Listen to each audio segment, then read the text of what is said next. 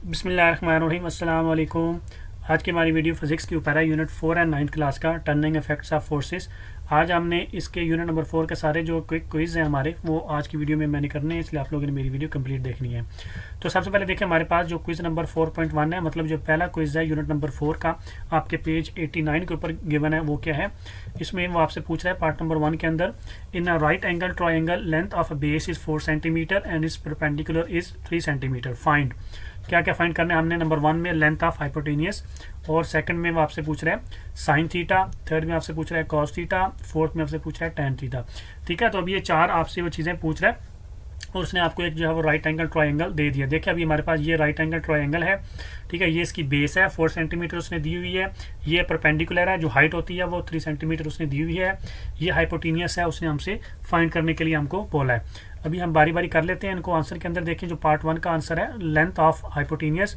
अभी हमारे पास देखिए हमारे पास पाइथागोरस थ्योरम होता है, ठीक है, तो बाय अप्लाइंग पाइथागोरस थ्योरम हम लोग क्या कर सकते हैं, इसकी जो है वो हाइपोटेनियस फाइंड कर सकते हैं। तो वो क्या होता है हमारे पास, हाइप का स्क्वायर इक्वल्स टू हमारे पास होता है बेस का स्क्वायर प्लस हमारे पास होता है परपेंडिकुलर का स्क्वायर, मतलब हाइट का स्क्वायर। ठीक है, तो ये क्या होता है हमारे पास पाइथागोरस थ्योरम होता है। ठीक है, तो ये अप्लाई करेंगे, हाइप का square is equal to base का स्क्वायर प्लस परपेंडिकुलर का स्क्वायर।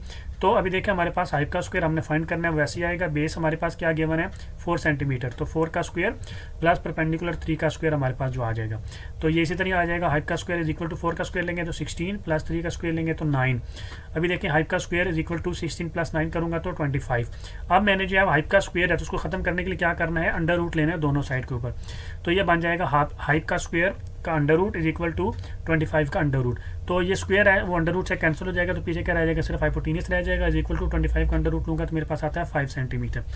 ठीक है, तो 5 सेंटीमीटर्स का क्या है आंसर है। अभी इसके बाद नेक्स्ट चले हमारे पास जिसका पार्ट नंबर 2 है वो कर लेते हैं। हमारे पास क्या है वो साइन थीटा हमने जो है वो फाइंड करना है। ठीक है, तो इसका पार्ट नंबर 2 जो है वो क्या है, साइन थीटा। पार्ट 2 to 4 अभी हमने करना है। तो सबसे पहले हमारे पास है साइन थीटा। अभी देखें sine theta is equal to होता है हमारे पास परपेंडिकुलर डिवाइडेड बाई हाइपोटेनियस। ठीक है, ये फार्मूले सारे हमने पढ़े हुए हैं। तो परपेंडिकुलर हमारे पास क्या है 3 और हमारे पास हाइपोटेनियस क्या है गिवन, हमने अभी निकाल लिया। ठीक है, वो निकाल देंगे 3 डिवाइडेड बाई 5।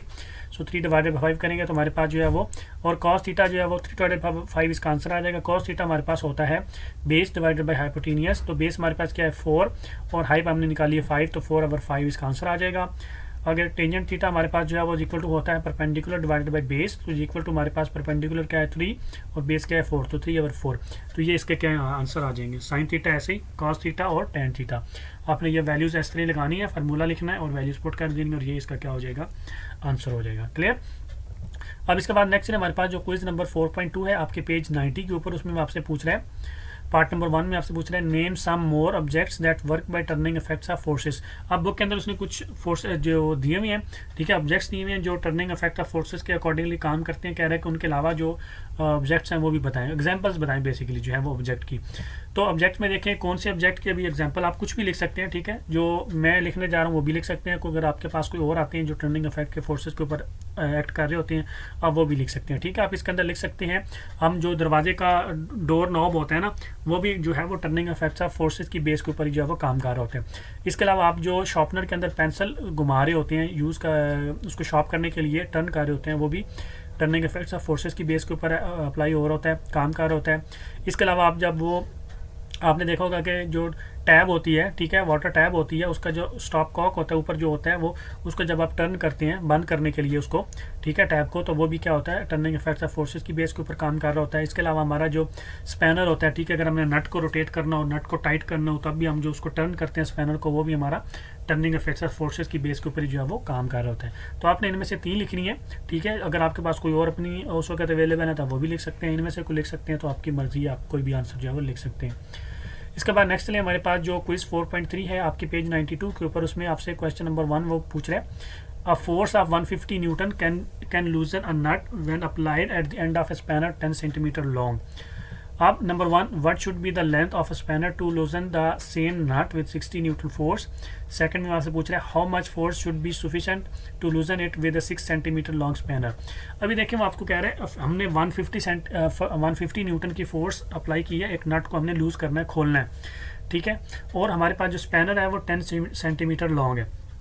तो ये जो उसने ऊपर स्टेटमेंट दी हुई है ना, फोर्स 150 और 10 सेंटीमीटर लॉन्ग स्पैनर की, ये उसने सिर्फ हमको टार्क निकालने के लिए दी हुई है।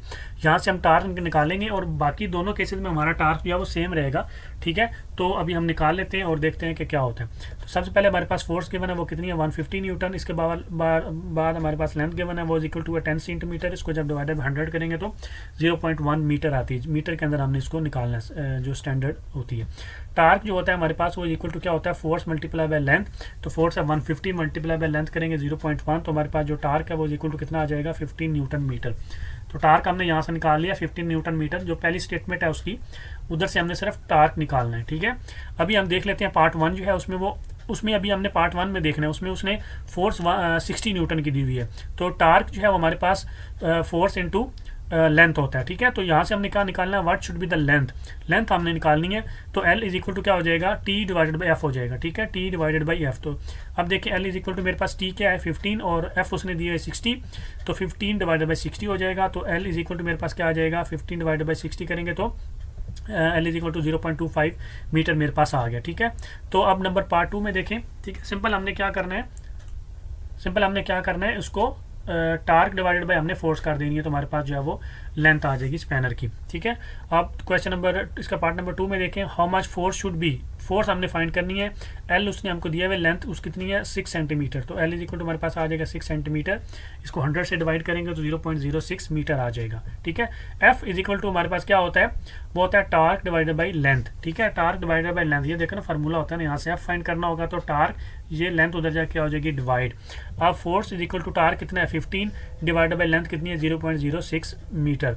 तो F इज इक्वल टू हमारे पास आ जाएगा 250 न्यूटन। तो ये फोर्स का जो है वो आंसर, इतनी फोर्स हमको चाहिए होगी, ठीक है। इसके बाद नेक्स्ट चलिए हमारे पास जो क्विज नंबर हमारा 4.4 है, पेज नंबर 92 के ऊपर, उसमें आपसे पूछ रहा है पार्ट नंबर 1 में, can a small child play with a fat child on a seesaw, explain how.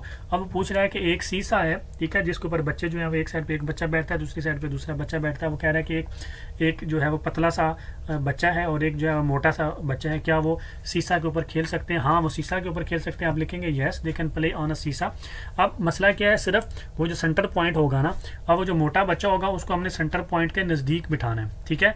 और जो पतला बच्चा होगा, जो स्मॉल चाइल्ड होगा, उसको हमने क्या करना है, दूर बिठाना है सेंटर पॉइंट से, ठीक है, ताकि वो उसकी जो है वो लेंथ ज़्यादा होने की वजह से, मैंने आपको अभी थोड़ी देर बताया ना, जितनी लेंथ जो है वो ज़्यादा होती जाएगी उतनी फोर्स जो है वो कम उसको अप्लाई करनी पड़ेगी, ठीक है। तो आपने लिखना है yes they can play on a seesaw only if distance of fat child from centre point is less than the distance of small child, ठीक है। जो स्मॉल चाइल्ड है उससे जो फैट चाइल्ड है वो उसका डिस्टेंस सेंटर पॉइंट से कम होना चाहिए। मतलब जो मोटा बच्चा है वो सेंटर पॉइंट के करीब बैठा होना चाहिए और जो पतला बच्चा है वो सेंटर पॉइंट से दूर बैठा होना चाहिए। इससे क्या होगा, जो फोर्सेज होंगी क्या, ठीक है, वो उनको ओवरकम करेंगी और वो बैलेंस करेंगी और वो फिर आपस में जो है वो खींच सकेंगे, ठीक हो गया। अब इसके बाद जिसका पार्ट नंबर 2 है उसमें आपसे पूछ रहा है, two children are sitting on a seesaw such that they can not swing, what is the net torque in this situation। अब वो कह रहे हैं कि दो बच्चे इस तरीके से सीसा के ऊपर बैठे हैं कि वो स्विंग नहीं कर सकते। तो उसका क्या मतलब हो गया कि उसके ऊपर टार्क जो है वो अप्लाई नहीं हो रहा, ठीक है। तो आप लिखेंगे net torque is 0 because clockwise torque cancel the effect of anti clockwise torque. जितना क्लॉकवाइज टार्क प्रोड्यूस हो रहा होगा उतना ही एंटी क्लॉकवाइज टार्क जो है वो प्रोड्यूस हो रहा होगा। तो नेट टार्क जो होगा, उसने वर्ड यूज़ किया नेट टार्क, तो नेट टार्क क्या हो जाएगा हमारे पास 0। आप लिखेंगे net torque is 0 because clockwise torque cancel the effect of anti clockwise torque. अब इसके बाद नेक्स्ट है हमारे पास जो क्विज हमारा 4.5 है, पेज नंबर 99 के ऊपर, उसमें आपसे पूछ रहा है पार्ट नंबर 1 के अंदर, A ladder leaning at a wall as shown in the figure is in equilibrium. How?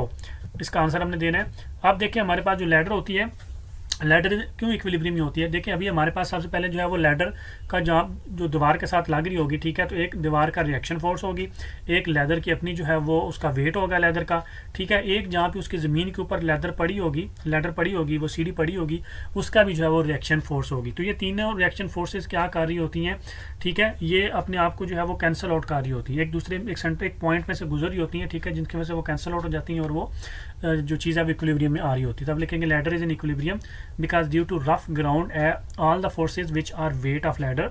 कितनी फोर्सेज है, वेट ऑफ लैडर है, रिएक्शन ऑफ वॉल है और रिएक्शन एट द ग्राउंड है, जहाँ पे वो लैडर जो है हमारी टच कर रही होगी और passing from the same point से गुजरी होंगी, इसलिए वो क्या होंगी, इक्विलिब्रियम में होंगी, ठीक है। अब इसके बाद जो है ये देखें, ये हमारे पास जो है वो लैडर, ये वाली जो लैडर इस तरीके से यहाँ पे ये लैडर का वेट है, ये नीचे की तरफ एक्ट कर रहा होगा, ठीक है। ये वॉल है, ये क्योंकि ये इसके वेट के अगेंस्ट लगी होगी, ठीक है। और तीसरा इसका जो होगा यहाँ पे वो जो इसका ग्राउंड के ऊपर जहाँ पे ये लैडर कर रही होगी, ये सारी की सारी एक पॉइंट के अंदर से गुजर रही होंगी, इसलिए क्या कर रही है, ये इक्विलिब्रियम में होंगी। अब इसके बाद इसका पार्ट नंबर 2 है, उसमें वह पूछ रहे हैं the weight of the ladder in the figure produce an anti clockwise torque, the wall pushes the ladder at it top and thus produces a clockwise torque, does the ladder satisfied the second condition of equilibrium. Yes, वो satisfied करती है, ठीक है, क्योंकि वो जितना clockwise torque है उतना ही एंटी क्लॉकवाइज टॉर्क प्रोड्यूस हो रहा है। तो अब लिखेंगे yes the ladder satisfied the second condition for equilibrium because clockwise torque will cancel the effect of anti-clockwise torque, ठीक है। so the resultant torque acting in this situation is 0। जितना clockwise torque होगा अगर उतना ही anti clockwise torque होगा तो of course उसका resultant क्या होगा, 0। तो जो total torque होगा वो 0 हो जाएगा। तो ये क्या होगी हमारी जो है वो सेकंड कंडीशन सेटिस्फाई करेगी। पार्ट नंबर 3 में जो है वो does the speed of a ceiling fan go on increasing all the time. देखिए वो कह रहे हैं कि जो पंखा होता है हमारा जो छत के ऊपर लगा होता है, जो हाँ इधर सील छत पे लगा होता है पंखा जो होता है, उसकी स्पीड वो कह रहा है कि कंटिन्यूसली इंक्रीज होती रहती है। तो नहीं, वो कंटिन्यूसली इंक्रीज नहीं होती सीलिंग फैन की। आप लिखेंगे know the speed of a ceiling fan does not go on increasing all the time, fan will move with constant speed. उसकी स्पीड जो है वो कांस्टेंट रहती है, कंटिन्यूसली जो है वो इंक्रीज नहीं होती, वो एक स्पीड फिक्स स्पीड के साथ जो है वो मूव करता है। इसका पार्ट नंबर 4 उसमें आपसे पूछ रहे हैं does the fan satisfied second condition of for equilibrium when rotating with uniform speed. अगर वो यूनिफॉर्म स्पीड के साथ रोटेट कर रहा है तो क्या वो सेकंड कंडीशन ऑफ इक्विलिब्रियम जो है उसको सेटिस्फाइड करता है। तो यस, उसकी वो सेकंड कंडीशन ऑफ इक्विलिब्रियम को सेटिस्फाइड करता है वो, ठीक है। क्योंकि जब वो रोटेट कर रहा होता है, ठीक है, तो उसके ऊपर जो नेट टार्क एक्ट कर रहा होता है, सिग्मा टार्क जो होता है वो 0 हो जाता है, ठीक है। सिग्मा टार्क जो होता है वो क्या हो जाता है, 0 हो जाता है, क्योंकि वो यूनिफॉर्म स्पीड के साथ कर रही है। वो यूनिफॉर्म स्पीड के साथ चल रहा होगा पंखा तो उसके ऊपर जो फोर्स नेट फोर्स हमारी एक्ट कर रही होगी वो 0 हो जाएगी, क्योंकि जो फोर्स इज इक्वल टू होता है हमारे पास क्या होता है, एम ए होता है हमारे पास, ठीक है। तो एक्सेलरेशन जो है वो यूनिफॉर्म स्पीड के अंदर क्या हो जाता है, 0 हो जाता है, क्योंकि जितना वी एफ होता है उतना ही वी आई होता है, ठीक है। तो यूनिफॉर्म स्पीड होती है तो इसलिए वो क्या हो जाएगा, सिग्मा टार्क हमारे पास यहाँ पे 0 हो जाएगा, ठीक है, जिसकी वजह से वो इस सेकंड कंडीशन ऑफ इक्विलिब्रियम जो है उसको सेटिस्फाई करेगा, ठीक है। तो आप ऐसे ही लिखेंगे yes rotating ceiling fan satisfied second condition of for equilibrium because ceiling fan rotating at constant speed in equilibrium as net torque acting on it 0, sigma torque is equal to 0। Clear. तो I hope कि आप लोगों को मेरी आज की video अच्छी लगी होगी। आप लोगों को मेरी आज की वीडियो अच्छी लगी करने में चैनल को सब्सक्राइब कर दें, लाइक कर दें, अपना बहुत सारा ख्याल रखें, दुआ में याद रखें। अल्लाह हाफिज़।